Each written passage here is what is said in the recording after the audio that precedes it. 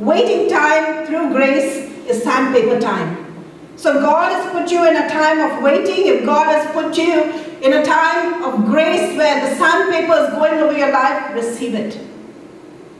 Because you can't enter heaven just on a rocking chair. You have to ride the rough wave to be, molded. That's what David did. He picked up 5 smooth stones. Why did the stone become smooth? Where was David? He was out in the open. Brooks running by, rocks.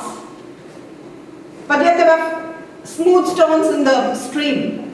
Why did they become smooth? Did someone, some craftsman come and make them smooth? No.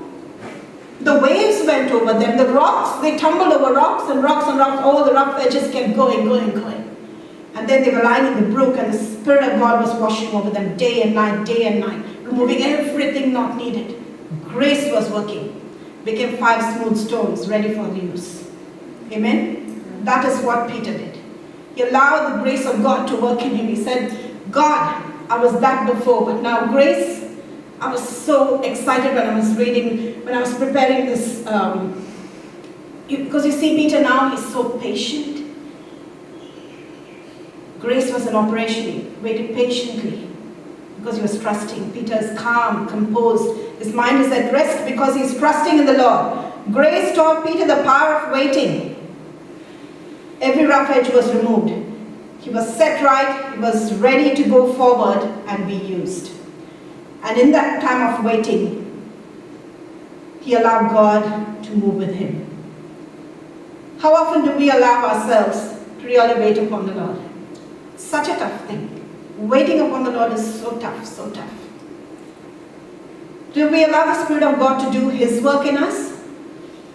We often take our own ideas. We think, yeah, I've done this before. It's going to work this time. It doesn't work. God doesn't work the same time every time.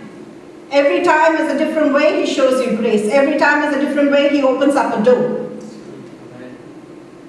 God needs to work in our lives, people of God. Sandpaper, ego, pride, attitudes, disobedience. So I just went on the net and I thought, we often say the word ego, pride. So what's the difference? You know what it says? Ego is about one person thinks about himself or herself and becomes arrogant. And pride, ego is the one that happens in your mind. You think, there's nobody else above me. But pride, it's a feeling of that one may get after an accomplishment or success, and it happens in your heart. That's why God said, guard your heart, for it is the wellspring of life. Proverbs 4:23. Guard your heart, because pride sits there, ego sits here. But let God, the grace of God, sandpaper you, remove everything. Grace empowers us. But now, grace empowers us to wait upon the Lord. Let the Spirit of God work in us, put us through the refiner's fire, only to be liberated for His purpose. Amen?